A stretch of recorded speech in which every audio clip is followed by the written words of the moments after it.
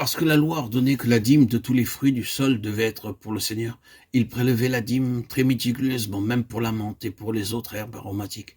Mais ils oublient en même temps les choses qui étaient à l'intérieur et qui avaient plus d'importance pour le Seigneur, telles que le jugement, la miséricorde et la foi. Matthieu 23, 23.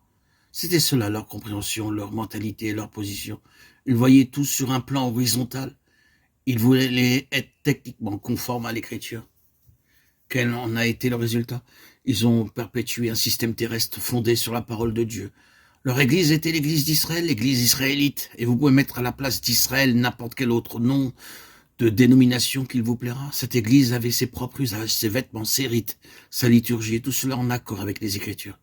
Ils avaient la lecture des prophètes chaque sabbat.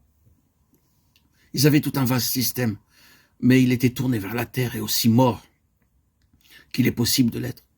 C'était purement formel et ne participait pas à la pleine pensée de Dieu. C'était scripturaire. Dans un certain sens, malgré cela, il faillissait à l'égard du conseil éternel de Dieu. Quand le Saint-Esprit est venu, il n'a pas mis un coup de balai sur les prophètes ou l'Ancien Testament, il a pris en main tout cela et a montré qu'il y avait quelque chose de plus, quelque chose d'autre que ce domaine terrestre, que la parfaite maîtrise de la parole de Dieu avec tous ses dérivatifs et que sans cela, tout le reste devait être mis de côté. C'est ce qu'il est encore occupé de faire. Tout ce système n'a pas réalisé la pleine pensée de Dieu. Et le livre des Actes nous parle de cela, de cette grande transition. Il y a une divine pensée derrière tout cela. Et lorsque vous l'avez saisi, vous pouvez vous passer de tout le reste. Ce qui est ancien peut être enlevé. Si vous avez saisi les choses dans un sens réellement spirituel, d'une manière vivante et céleste, le reste importe bien peu et doit entièrement disparaître.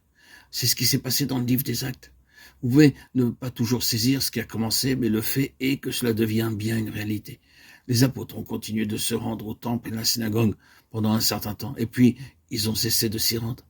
Ils l'ont fait pendant un temps, mais ils se sont retirés peu à peu. Ils se sont trouvés tout à fait hors dehors.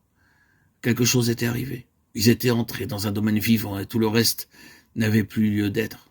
L'ancien avait conduit au nouveau, il avait accompli son dessein. Ce qui était céleste avait trouvé sa signification, ce n'était plus maintenant une question de technique.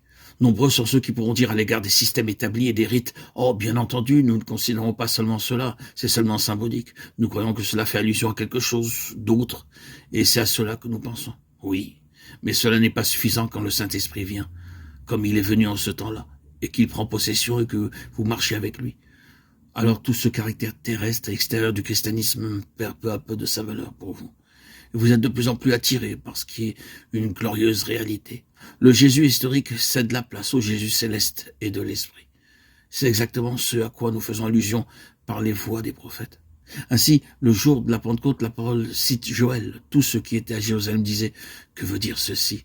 Acte 2:12. Ils étaient tous dans l'étonnement, sans aucune connaissance ni aucune compréhension. Et Pierre, avec les 12, s'est levé et a déclaré « C'est ici ce qui a été dit par le prophète Joël. » Quel coup était porté à la tradition, quel émoi cela a produit en Israël, avec tout ce que cela impliquait à l'égard de Jésus de Nazareth. Et l'apôtre a continué en citant librement l'Ancien Testament. Il a cité David. Tout ce discours du jour de la Pentecôte était rempli de citations de l'Ancien Testament.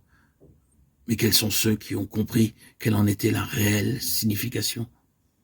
Vous voyez donc que c'est une chose qui doit venir en nous avec beaucoup de force, car même le christianisme du Nouveau Testament peut se limiter à un système terrestre techniquement exact. Vous pouvez écrire vos manuels sur les procédures du Nouveau Testament. Vous pouvez avoir raison par rapport à la lettre, mais c'est sur un plan horizontal. Cela devient légaliste et lie le Saint-Esprit. Quoique la pensée d'être conforme à l'Écriture soit une bonne chose, ce n'est pas cela la finalité. Tout cela doit être baptisé dans le Saint-Esprit, et le vase doit être purifié de tout ce qui est terrestre, pour devenir quelque chose d'entièrement céleste.